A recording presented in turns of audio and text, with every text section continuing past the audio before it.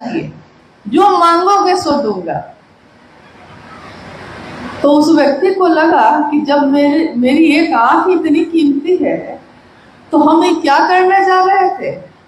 यानी एक ऐसी चीज जो बेशकीमती है, जिसकी कीमत दुनिया में नहीं लगाई जा सकती, शिव की बनाई हुई हर चीज बेशकीमती है। चाहे वो मेरा शरीर हो, चाहे वो मेरी आंखें हो, चाहे वो आकाश हो, चाहे वो हवा हो, अग्नि हो, जल हो, मिट्टी हो, यानी कि हर चीज बेशकीमती है। अब आप ये बताइए कि शिव की शिष्यता की कीमत क्या है। हर चीज की धरती पे इस जगत में कीमत होती है, हर चीज की कोई ना कोई कीमत होती है। शिव को गुरु मानना, शिव का शिष्य बन जाना, इसकी कीमत क्या है। अभी जब अनु भैया आप लोगों से बात कर रहे थे तो उन्होंने एक प्रश्न पूछा, तो आप सबने हाथ उठाए थे अपने।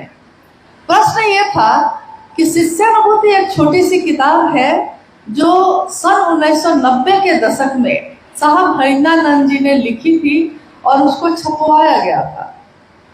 छपवाने के बाद उसको लोगों में वितरित किया गया, दिया गया, ताकि वो भी पढ़े इस चीज को। और अभी अभी अनु भैया ने आपसे जब पूछा कि क्या शिष्यानुभूति आपने पढ़ी है, तो कुछ लोगों को छोड़ के ज्यादातर लोगों ने हाथ उठाए थे। हालांकि मुझको विश्वास नहीं हुआ कि इतने लोगों ने शिष्यानुभूति पढ़ी है, क्योंकि अगर शिष्यानुभूति क्या है, शिष्यानुभूति शिव शिष्य हरिंद्रानंद जी के दिल की आवाज है, उनकी अपनी अनुभूति है, जो उनको गुरु मानने के बाद, शिव को गुरु मानने के बाद मिली। उस अनुभूति को उन्होंने उस किताब में लिख दिया है।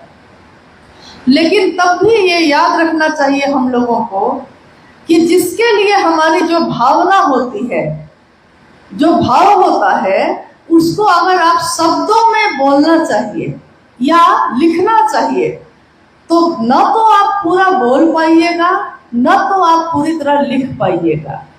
एक माँ अपने बच्चे को प्रेम करती है। अब उस माँ से पूछिए कि नहीं, तुमको लिख के बताना पड़ेगा कितना प्रेम करती हो, कैसे करती हो, क्या करती हो। तो वो माँ जो भी लिखेगी, जो भी उस किताब में लिखेगी, वो क्या होगा, उसके हृदय की, उसके दिल की एक झलक होगी, पूरा का पूरा हृदय नहीं होगा। तो शिव शिष्य हरिनानंद जी की लिखी हुई किताब शिष्यानुभूति एक झलक है एक शिव के शिष्य की।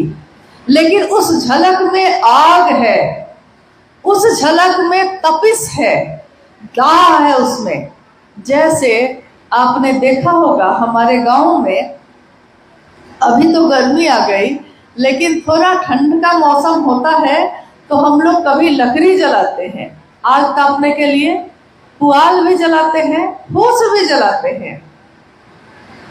कभी कभी लकड़ी गीली रहती है, बहुत बड़ी लकड़ी है, लेकिन लकड़ी भीग गई है ओस से, उसको आप जला रहे हैं, आग लग रही है उसमें, थोड़ी थोड़ी आग है, धुआं ज्यादा है, आग कम है, और पूरा दिन वो लकड़ी जलती रह गई, लेकिन किसी को धाग नहीं मिला, किसी को गर्मी नहीं पहुंचा सकी।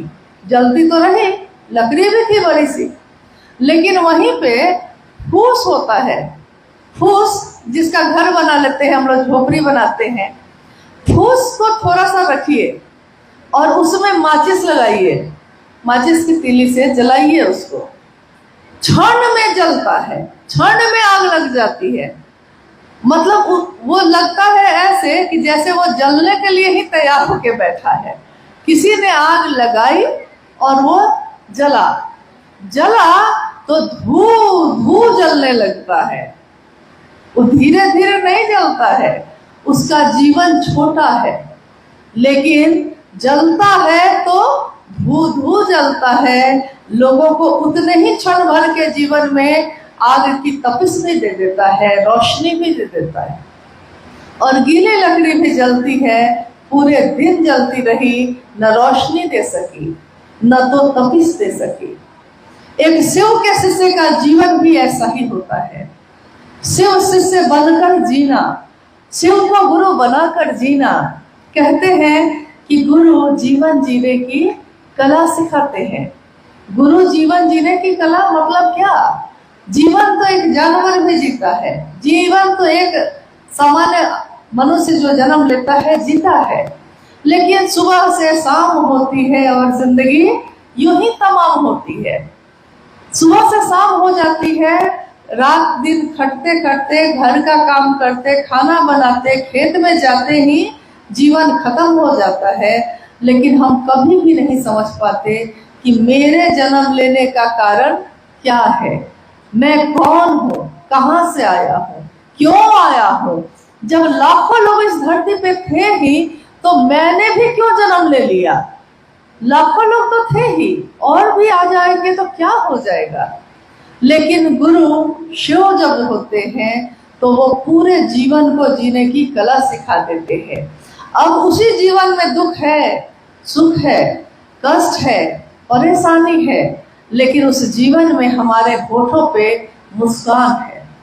सुख और दुख सब है, परेशानियां भी हैं, जो चीजें पहले थी वो अब भी है, लेकिन जीवन बदल गया क्योंकि हमारा मन बदल गया, हमारा अंतर बदल गया। तो जब इनर अंतर बदल जाता है तो आदमी में परिवर्तन होता है। जब उसका अंदर का जो व्यक्तित्व है वो बदलता है तो उसके बोली में, उसके आचरण में ये सारी चीजें परिलक्षित होती हैं, दिखाई देती हैं। और क्या बदल जाता है ऐसा? क्योंकि हम लोगों ने कोई ज्ञान नहीं लिया है, न तो गणित पढ़ा है, न तो विज्ञान पढ़ा है, कुछ भी नहीं जाना है। ये मंच भी है तो इस पे कोई विद्वान नहीं है, ये तो गुरु का मंच है और इस मंच पे शिष्य लोग बैठे हैं, अपने गुरु की बात कर रहे हैं। कुछ भी बदला नहीं है। बस इतना ही हो गया कि जिस जीवन में हम बात ही करते रहते थे, हमेशा बात करते रहते थे, खेत पे गए हैं तब भी बात की है, लेकिन किस बारे में? खेत पे गए हैं खेत का खुराई करने, उसमें पौधा लगाने, लेकिन जितनी देर वहां रहे हैं सब कोई काम करते करते, उतनी देर में हम लोगों ने केवल दूसरों की शिकायत की। मेरा पड़ोसी ऐसा करता है, तो मेरी ननद ऐसा, तो मेरी भाभी ऐसी, मेरी बहू ऐसी, तो बहू वहीं पे दूसरे खेत में बात कर रही है कि मेरी सास ऐसी। मतलब कि हम बात तो बहुत करते थे पहले भी, लेकिन हमारे बात का विषय क्या था? विषय ये था कि हम दूसरों के बारे में केवल खराब बोल रहे थे। क्या बोल रहे थे? कि वो खराब है, कि वो अच्छा है। लेकिन जिसके बारे में हम बोलते थे वो सुनता नहीं था, वो तो वहां नहीं रहता था, लेकिन हम बोल रहे हैं तो बोल कौन रहा है? जो बोल रहा है वही सुन भी रहा है। तो इसका असर ये होता था कि हमारे जीवन पे भी इस बात का असर था, जीवन में भी वही चीजें होती थी। कभी कभी आपके साथ ऐसा हुआ होगा कि कभी ऐसे व्यक्ति आपके जीवन में आते हैं कि उनको देख के आप कहते हैं कि देखा इसका चेहरा कैसा है, तो दूसरा पूछता है क्यों, कैसा है? तो लगता है ना कि अंदर से बहुत ही खराब आदमी है। तो दूसरा बोलता है कि अरे कितना सुंदर चेहरा है। पहला बोलता है चेहरा सुंदर है, लेकिन इसका मन का जो गंदगी है ना, ये इसके चेहरे को खराब कर दिया है। यानी कि मन अगर साफ है तो काला और कुरूप व्यक्ति भी सुंदर लगता है, और मन अगर खराब है किसी का तो गोरा और सुंदर आदमी भी खराब लगता है। यानी मन तो हर जगह महत्वपूर्ण है। उसी मन में साहब हरिंदर जी ने शिव का प्रवेश करवाया। उन्होंने कहा शिव आज भी गुरु हैं, शिव जो भगवान है वो हमारे आपके अपने गुरु हो सकते हैं। अब आपने सुनी शिव शिष्यता की पृष्ठभूमि, जिसमें आपने सुना कि साहब ने चमत्कार सीखने के लिए शिव को गुरु बनाया था। बात तो सही है, लेकिन उनके जीवन में कुछ समय के बाद आकाशवाणी हुई, एक आवाज आई जो जिसके बारे में आपने किसी न किसी से सुना होगा। आवाज ने कहा, उनसे पूछा कि तुम क्या करते हो। और ये देखिए कितना महत्वपूर्ण है ये वाकया कि साहब खुद बताते हैं कि जब आवाज आई, आकाशवाणी आई, और उस आकाशवाणी ने मुझसे पूछा कि तुम क्या करते हो। साहब कहते हैं कि मैं उस समय लौकिकता में डिप्टी कलेक्टर था, मधेपुरा में पोस्टिंग थी मेरी। जैसे आपसे कोई पूछे कि भाई आप क्या करते हैं, पहला उत्तर आपका क्या होगा। कोई आपसे पूछे कि आप क्या करते हैं तो आप क्या बोलिएगा। जो डॉक्टर है वो कहेगा कि हम डॉक्टर हैं, कोई शिक्षक है तो कहेगा कि हम मास्टर हैं, कोई इंजीनियर है तो कहेगा कि इंजीनियर है, कोई घरेलू कामकाज की देखभाल करता है तो वो गुरुवान कहेगी कि हम घर को देखते हैं, घर की देखभाल करते हैं। यानी कि पहला प्रश्न का उत्तर जो पहला होगा वो ये होगा कि हम इस धरती पे क्या करते हैं। तो साहब ने कहा कि जब आवाज आई कि तुम क्या करते हो, तो मेरे मुंह से क्यों निकला ये मैं नहीं जानता हूं, लेकिन मेरे मुंह से उत्तर निकला, शिव शिष्य बनाता हूं। तुम क्या करते हो, तो मैं शिव शिष्य बनाता हूं। देखिए साहब कह रहे हैं कि मैं ये क्यों नहीं बोल पाया उस दिन कि डिप्टी कलेक्टर हूँ, प्रशासन का काम देखता हूँ, बिहार सरकार का बड़ा पदाधिकारी हूँ, कुछ भी कहता।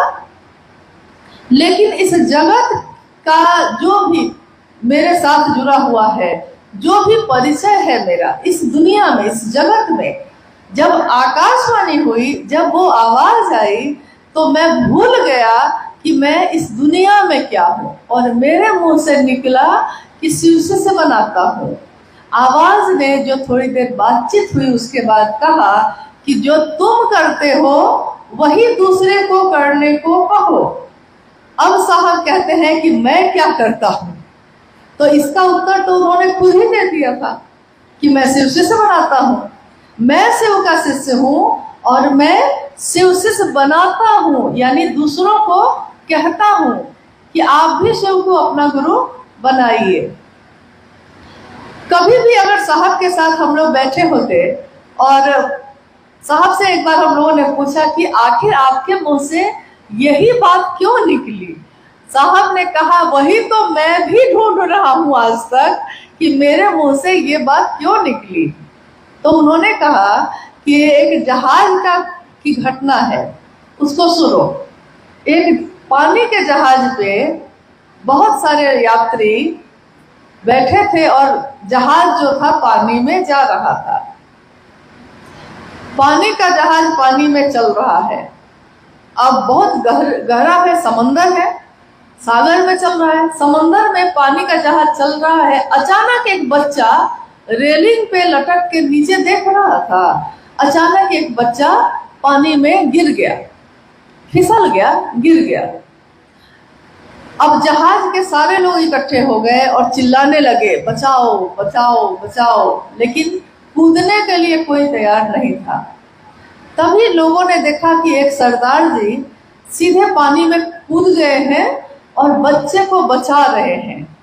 तो लोग उनका जो है साहस बढ़ाने लगे, वाह सरदार जी, वाह वाह वाह, आपने बच्चे को बचा लिया, बचा के ले आइए। सरदार जी बेचारे जैसे तैसे तैरते हुए उस बच्चे को बचाकर जहाज पर लेकर फिर से चढ़ गए, रस्सी लटकाई गई, चढ़ गए जहाज पे। अब लोग जो है सरदार जी की बहुत शाबाशी उनको देने लगे, कहने लगे कि आपने कमाल किया, किसी को साहस नहीं हुआ कूदने का, आप कैसे कूद गए। सरदार जी ने कहा कि मैं भी उसी को ढूंढ रहा हूँ कि मुझको धक्का किसने दिया था, इसमें पानी में मुझको धक्का किसने दिया था, मैं भी उसी को ढूंढ रहा हूँ, क्योंकि मुझको कूदने का साहस नहीं था, किसी ने मुझको धकेल दिया।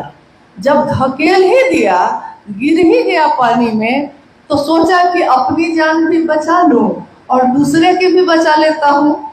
साहब ने कहा कि यार मेरे साथ भी ऐसा ही हो गया, मुझको नहीं पता कि क्यों, किसने मुझसे बुलवा दिया, लेकिन जब बुलवा ही दिया, शिवसी से बनाता हूँ, तो अब मिजाज बना लिया कि जब बोल ही दिया है तो मर्द की जबान है, अब बदलेगी नहीं। उसमें उन्होंने फिर कहा कि मर्द की जबान समझते हो, एक बार जो बोल, मर्द की जबान मतलब पुरुष और स्त्री वाली बात नहीं है, मिजाज की बात है, कि मिजाज वैसा है कि बोल दिया तो बोल दिया, अब पीछे नहीं हटूंगा। लेकिन ये शिवशिष्य का वादा है, ये शिवशिष्य की बोली है। नहीं तो एक अपराधी आया अदालत में, तो जज ने कहा कि कितने साल के हो तुम? उस अपराधी ने कहा जी हुजूर 28 साल के हैं। अच्छा, इसको सजा दी जाती है, जेल भेजिए। जज ने सजा दे दी, अपराधी जेल चला गया। फिर जेल से छूटा, फिर कोई अपराध किया, पकड़ा गया, फिर से उसी कोर्ट में लाया गया उसको, लगभग 10 साल बाद। जज ने फिर पूछा उम्र क्या है तुम्हारी? तो उसने कहा हुजूर 28 साल। जज ने कहा कि क्या बोलते हो, तुम वही हो ना जो 10 साल पहले भी आए थे, और फिर वही अपराध किया है और फिर आए हो, और 10 साल बाद मैं तुमसे पूछ रहा हूँ कि उम्र क्या है तुम्हारी, तो तुम कहते हो कि हुजूर 28 साल। दिमाग ठीक है तुम्हारा? तो उस कैदी ने, उस अपराधी ने कहा हुजूर आपके सामने पहली बार कसम खाए थे कि जो बोलूंगा सच बोलूंगा, सच के सिवा कुछ नहीं बोलूंगा, तो पहली बार में 28 साल कह दिया है, तो मर्द की जबान है, अब पलटेंगे नहीं, अब नहीं बदलेंगे हम लोग। वही साहब ने कहा कि जब एक अपराधी ऐसा कर सकता है, तो मैं शिवकाशी सहेंद्रानंद अपनी बात से अब वापस नहीं जाऊंगा।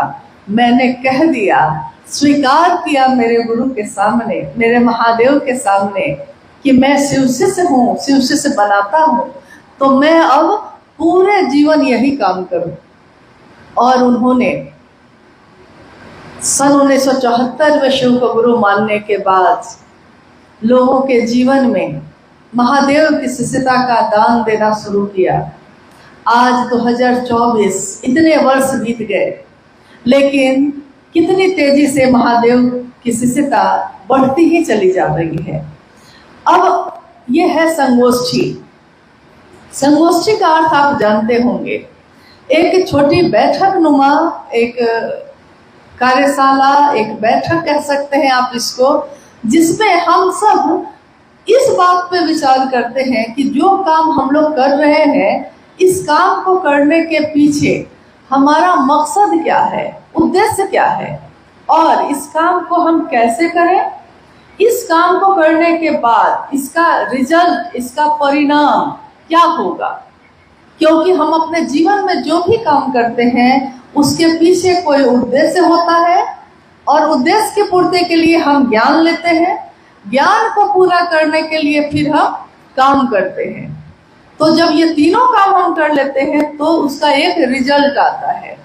जैसे हम अपने बच्चे का एडमिशन कराते हैं स्कूल में, जब पहला क्लास में एडमिशन कराते हैं उसी समय सोच लेते हैं कि बेटा को इंजीनियर बनवाएंगे, सोचते उसी समय है, यानी कि इसका परिणाम क्या आना है हम उसी समय सोचने लगते हैं।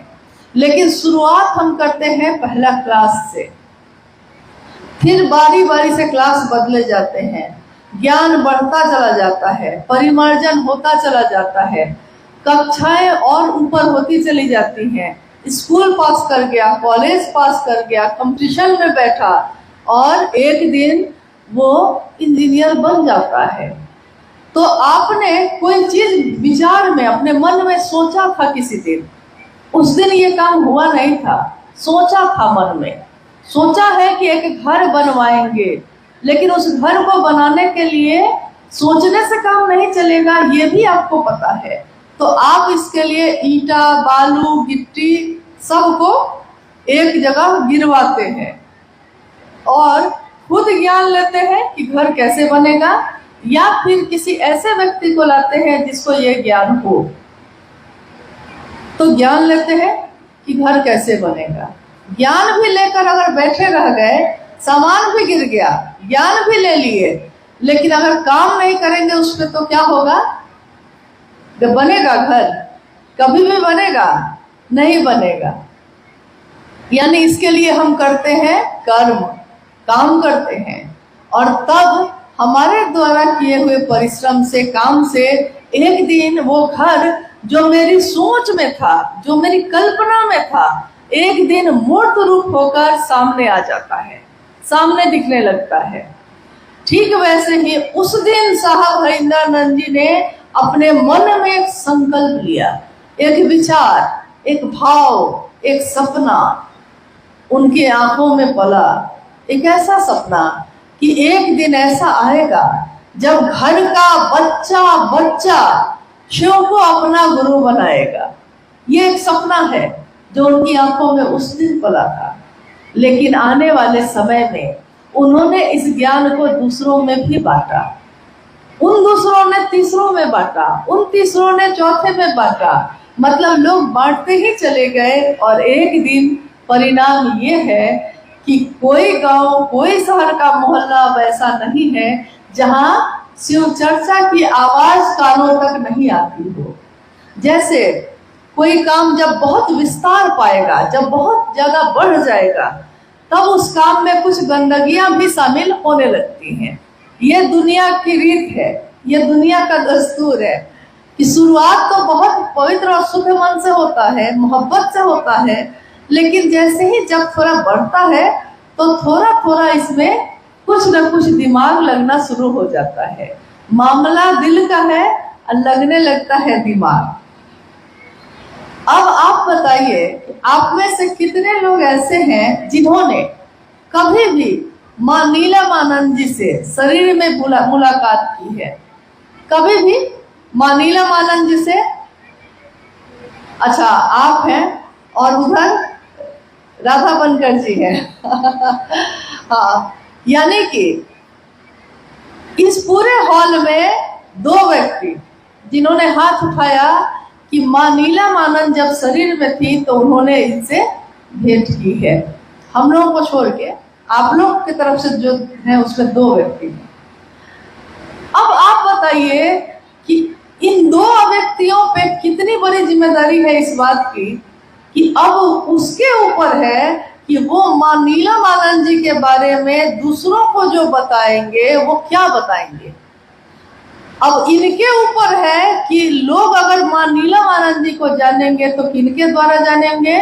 उनके द्वारा जिन्होंने कभी शरीर में रहते उनसे भेंट की है।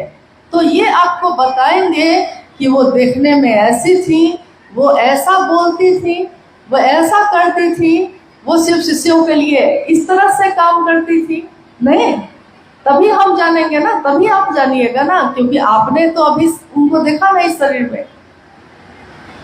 अब साहब हरिंद्रानंद जी को सशरीर, मतलब शरीर में रहते हुए कितने लोग ऐसे हैं जो उनसे भेंट किए हैं? अच्छा, ज्यादातर लोग हैं, कुछ लोग होंगे जो नहीं मिल पाए होंगे, ज्यादातर लोगों ने भेंट की है, मिले हैं। अब बोलिए कि आप लोगों के ऊपर कितनी बड़ी जिम्मेदारी है इस बात की कि साहब हरिंद्रानंद जी ये कौन है, ये क्या देने आए थे जगत में, और क्या चाहा है इन्होंने, अब नए आने वाले लोगों को आपको बताना है। तो आप क्या बताएंगे? आप तभी बता पाएंगे जब आप खुद उनके बारे में जानेंगे। जब तक हम आपके बारे में नहीं जानेंगे, हम आपके बारे में क्या बता सकेंगे? अब है कि महादेव से किसकी किसकी भेंट हुई है? महादेव से भी भेंट हुई है किसी की? नहीं, महादेव से भेंट हुई है इसके लिए कोई हाथ नहीं उठ रहा है। किसी की भेंट नहीं हुई। भेंट कैसे होती है? भेंट वैसे होती है कि दिल से दिल का मामला है। ये मन से किसी से मिलते हैं आप, तो मन से ही कोई अपना जो शरीर में है वो भी, जो शरीर में नहीं है वो भी मन से ही मिलेगा। महादेव से भी आप मन से ही मिले हैं, तो इतना साहस नहीं हुआ कि कम से कम कहते हैं कि अरे झूठा ही सही, पल भर के लिए कोई हमें प्यार कर ले, झूठ ही सही, लेकिन झूठ झूठ भी अगर कहिएगा ना, अच्छी बात कहिएगा तो मन को अच्छा ही लगता है। जैसे कोई आया है, अब आ गया है आपके घर में, आप उसको याद नहीं कर रहे थे, लेकिन सामने आया तो बोलते हैं आप, अरे देखिए आप आ गए, अभी अभी आप ही को याद कर रहे थे। तो सच्चाई तो यह है कि आप याद नहीं कर रहे थे, लेकिन झूठ ही बोला है कम से कम, तो सामने वाले को तो सुख दिया ना आपने, खुश हुआ, सच में हमको याद कर रहे थे, बड़ा खुश हुआ। हाँ, तो महादेव को कम से कम झूठा ही सही कह देते अभी आप कि हाँ हम सब मिल लिए हैं, नहीं। तो महादेव से हम मिल सके इसके लिए है ये तीनों सूत्र, शिव को गुरु बनाना और ये तीनों सूत्र करना। यानी कि शिव की शिष्यता की पृष्ठभूमि क्या है? पृष्ठभूमि ये है कि आगे आने वाले लोग जो जगत में आएंगे वो शिव को अपना गुरु बनाएंगे। कैसे, कौन सी विधा काम करेगी? क्योंकि आप कह सकते हैं कि जब साहब हरिंद्रानंद जी ने शिव को गुरु बनाया था तो उन्होंने 3 सूत्र किसी से नहीं पाया था। क्या उनके पास 3 सूत्र थे? क्या साहब हरिंद्रानंद जी के पास सन 1974 में जब उन्होंने शिव को गुरु बनाया तो साहब हरिंद्रानंद जी के पास 3 सूत्र थे? नहीं थे। लेकिन जिसके पास 3 सूत्र नहीं होगा और कोई बताया भी नहीं है, वो करेगा क्या? करेगा क्या? पहला सूत्र कहता है कि अपने गुरु शिव से दया मांगिए, मन ही मन। यहाँ भी मन से कहा गया, मन ही मन अपने गुरु शिव से दया मांगिए। तो हम मन ही मन महादेव से दया मांगते हैं। कोई शिव का शिष्य होगा और कोशिश करेगा और कोई काम नहीं होगा, फिर कोशिश करेगा, नहीं होगा, क्या करेगा तब? जब लाख कोशिश के बाद भी हमसे काम नहीं हो सकेगा तो मेरा मन जब हार जाएगा, थक जाएगा, तो हम क्या करेंगे?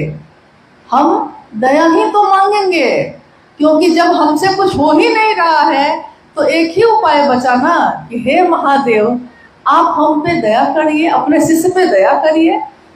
तो जब तीनों सूत्र नहीं थे साहब के पास और उनका मन हर जगह से धोखा खा रहा था, ठोकर खा रहा था, तो एक दिन हार कर उनके मन में महादेव से यही पुकार लगाई थी, हे शिव आप मेरे गुरु हैं, मैं आपका शिष्य हूँ, मुझ शिष्य पर दया कर दीजिए।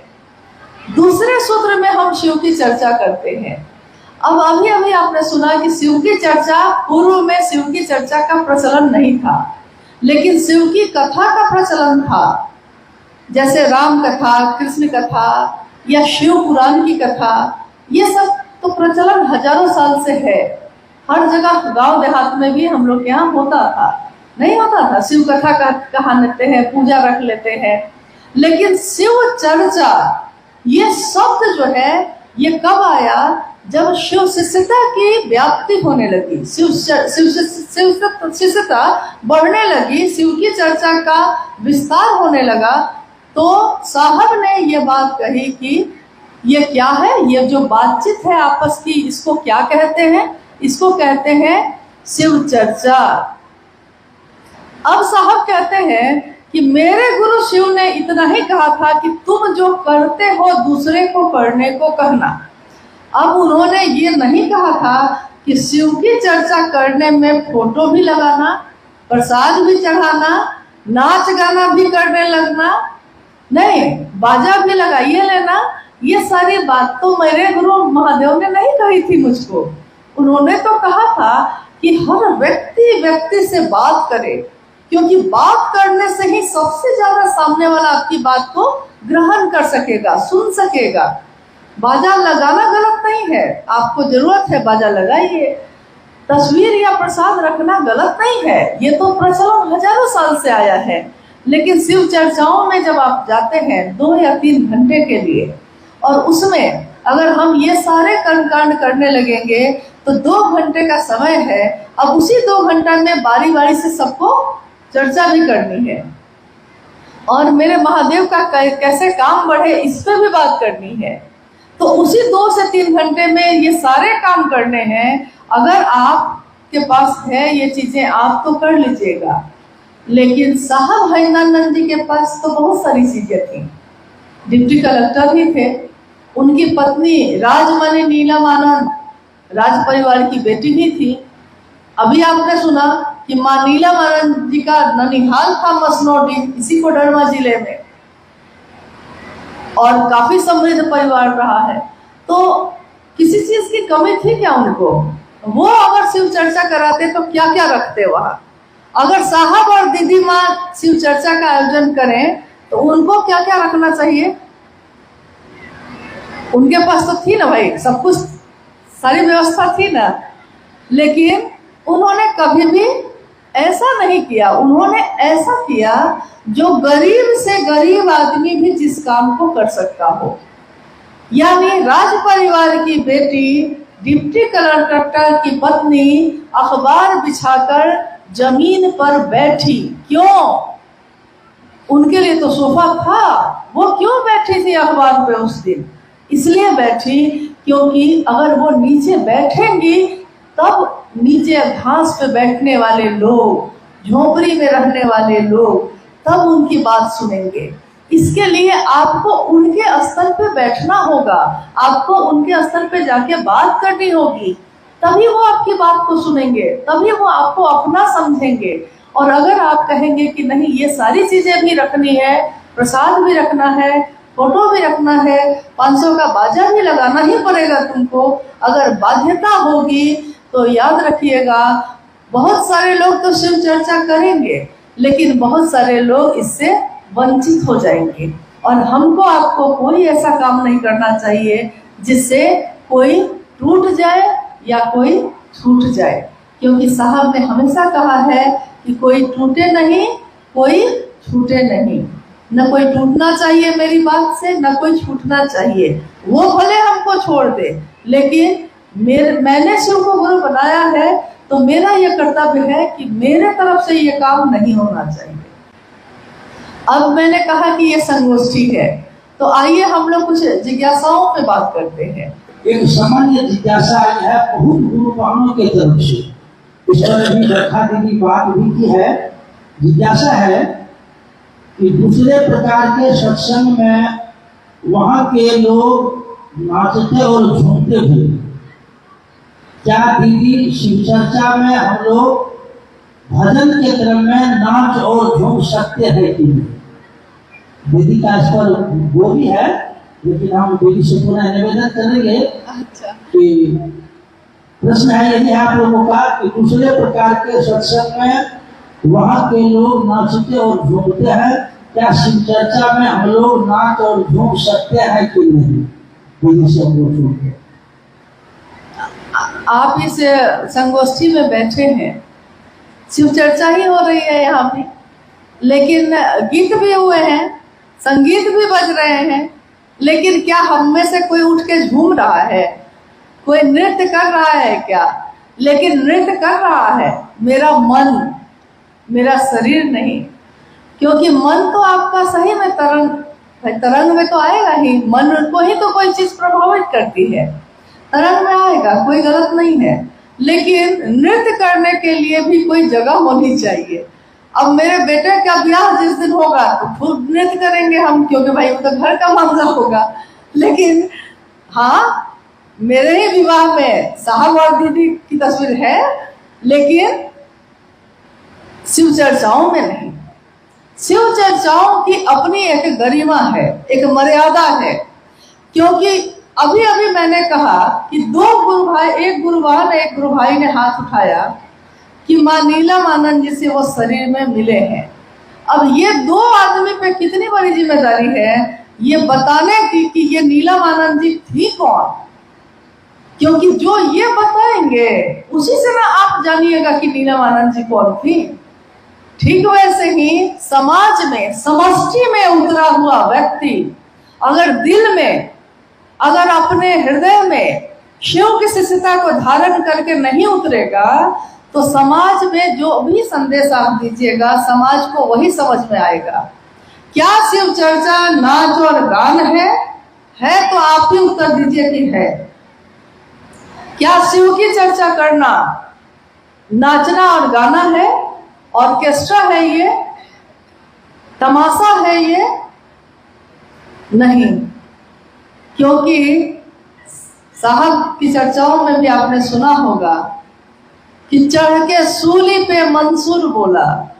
मंसूर एक फकीर थे जो कहते थे खुदा है खुदा है। तो वहां के जो राजा थे, बादशाह थे, उसने कहा कि मैं खुद खुदा हूं।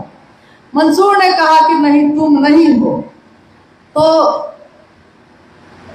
बादशाह को गुस्सा आया और उसने कहा कि सारे लोग मेरी पूजा करेंगे कि मैं खुदा हूं, लेकिन एक अकेला मंसूर जो है मानने को तैयार नहीं था, और जो ऐसा करता था उसको फांसी की सजा होती थी, सूली पे चढ़ा दिया जाता था।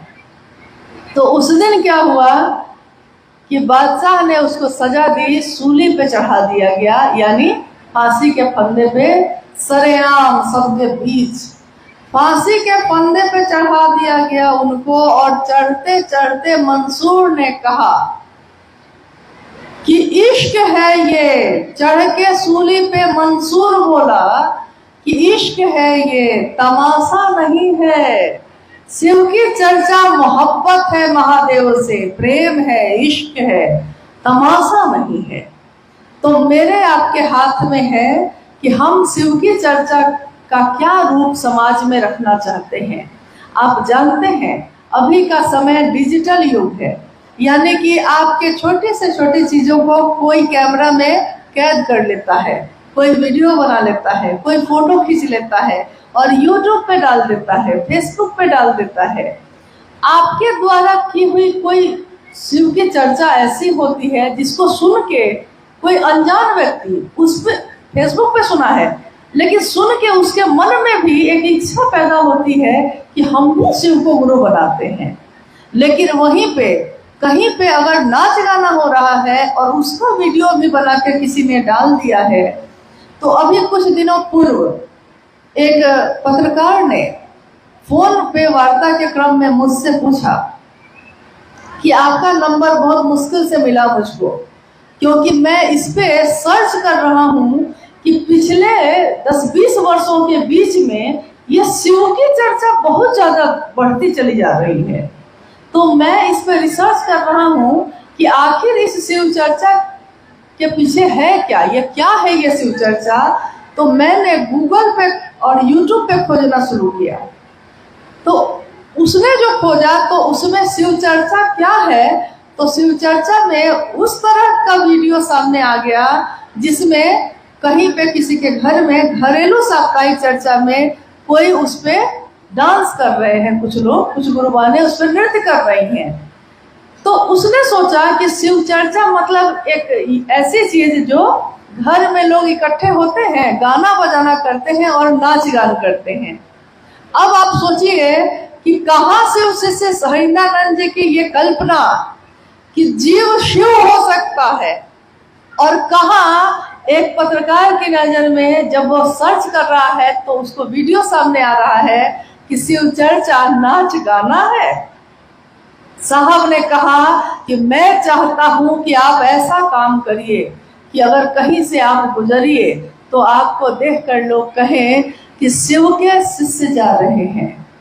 लेकिन आप अभी कहीं से गुजरते हैं तो लोग आपको देख के कहते हैं कि क्या कहते हैं, कौन जा रहे हैं, कौन लोग हैं, शिव चर्चा वाले हैं। जैसे कोई बाजार में बिकती हुई कोई चीज है। शिव शिष्यता तमाशा नहीं है, शिव शिष्यता व्यापार और तिजारत नहीं है, शिव की शिष्यता मोहब्बत का रास्ता है। तो वैसे ही अगर शिव चर्चा में कोई ऐसा करता है, आपका कर्तव्य है कि आप उसको जाकर समझाइए कि आपको ये सब करना है अपने घर में करिए, जो करना है आपको अपने घर में करिए, आपकी इच्छा है। लेकिन शिव की चर्चा में इस तरह की चीजों से बचिए। वहाँ एक मर्यादा है, आपके गुरु की बात हो रही है, आपके गुरु शिव की बात हो रही है, तो शिव की प्रतिष्ठा हमारे आपके हाथ में है। लोग देखकर कहेंगे कि शिव से ये करते हैं।